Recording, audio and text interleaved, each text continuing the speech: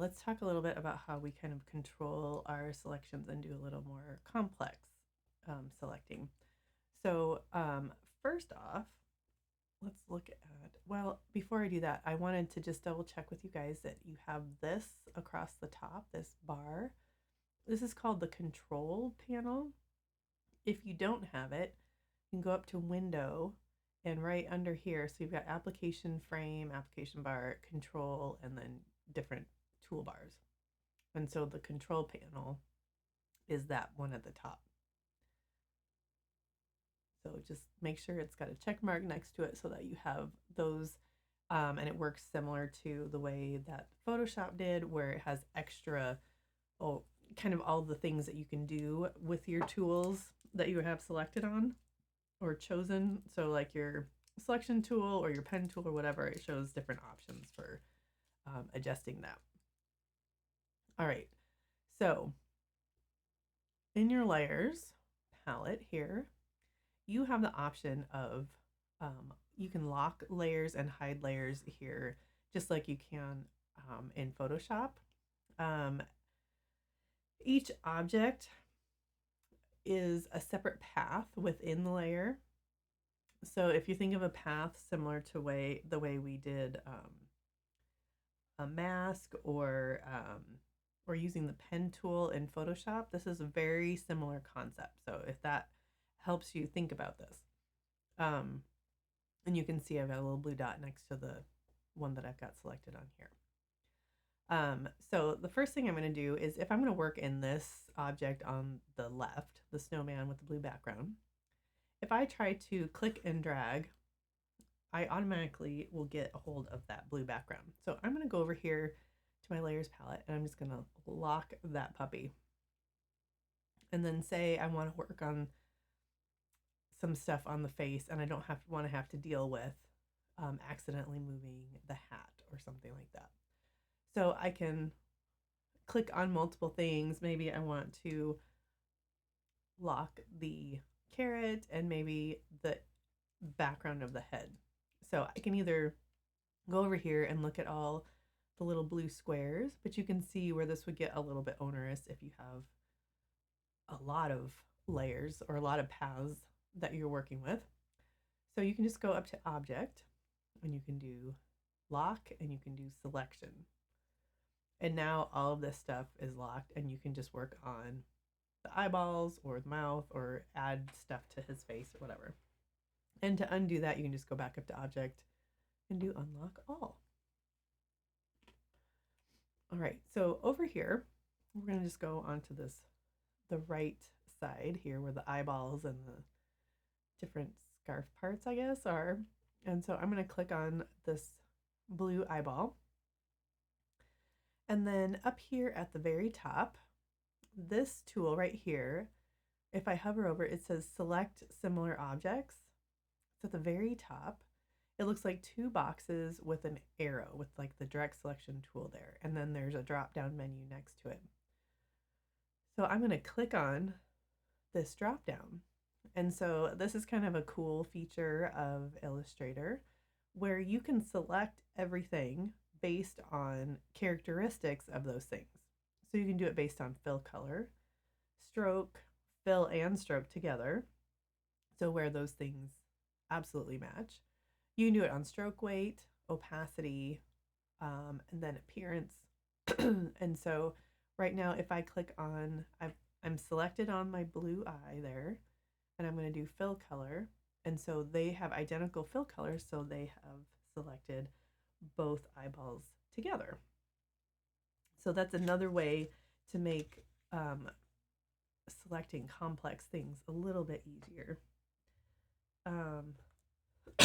Excuse me. Let's see. I think we're going to skip. There's a mode called outline mode that we're going to skip for now. It's just a way of viewing the artwork without all the color. I'll show it to you real quick. So if you go up to view and then outline, it just shows you kind of what the paths look like. We are probably not going to be really using that much, so don't worry too much about it. We can also do aligning objects like we did in Photoshop. So if you kind of click and drag and select all of these green and red pieces, again on this control menu, you can see all of my aligning tools are up here. So I can choose how I'm going to align, either by the centers or the sides. I'm going to align by the top. And in general, it will align by whatever you've selected first. So if you have an object that's already in the place that you want, select that object first, and then go through and do like shift and select and get the rest of the objects. Okay, and so now we've got all of these together, and we want to distribute them. So we've got, the first section is all aligning, just like in Photoshop. And then we've got distribution options up here. And so I want to distribute these horizontally. And I think I'm going to do it based on, let's do horizontal distribute left and just see how that works. So with this, it doesn't make a huge difference. Probably if I did centers, and sometimes you can just click through and figure out which one you want the most. So that's a good way to kind of get everything evenly distributed. Like if you're trying to do something that needs to be distributed very specifically. If you need more specific distribution, you can see over on the right, I have the properties panel open, and this can be a really helpful palette because it has some shortcuts to some different things, and you can do different aligning options here. And so it has a little bit more information, like if you wanted to distribute spacing, and I want to do it, what is that, horizontally, and then, well, it's not letting me do it, but you can put in the actual, like what the space is that you want between the objects. So that's another option, and you can align it to different things. So that's how you distribute those objects. And you can also group things. If you go up to the very top, back to object, in that same area where you've got locking, you can do grouping, which is also Command or Control G. This is also a helpful tool. So I just grouped this. It's trying to remember what the thing is. You can group layers like this, where you kind of basically like you're locking the layers together. It's a similar idea. So you group these together. And so now if I select off of this and I go work on something else, and then I come back to this and drag it, all of it is together. So I don't waste my work of getting everything distributed. Okay.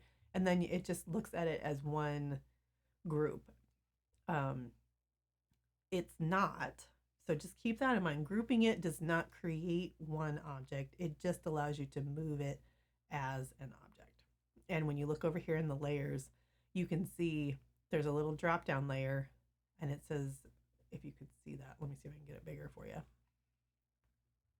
So it has group, and then it has all the rectangles on there. Okay.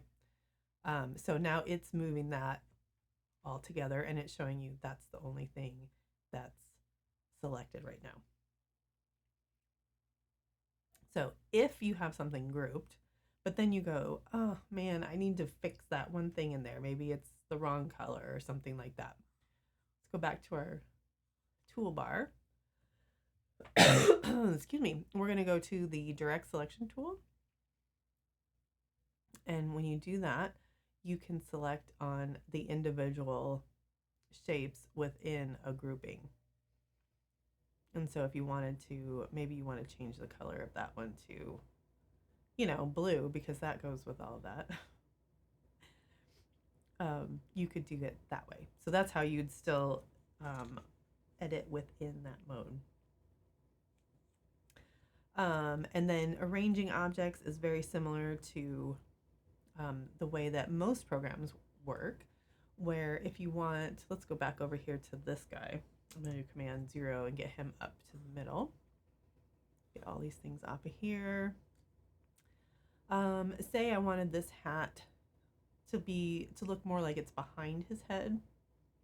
So I can go to Object, Arrange, Send Backward. And I can just keep doing that until I get it to the space that I want. Or, because this is a group and it's down here in this hat group, I can grab that and I can just pull it behind that path. Okay, so that's kind of some ways you can, excuse me, I was hoping I wouldn't have coughs for this, but so that's kind of how you can work with arrangements. And then if you need to select something that's behind, your layers palette can be really helpful for that. And then also if you just kind of lock the things that you don't want to mess with, it just kind of narrows the field as far as the different things that you're going to select. So that's all we have for selections, and hopefully that will help you as you go along.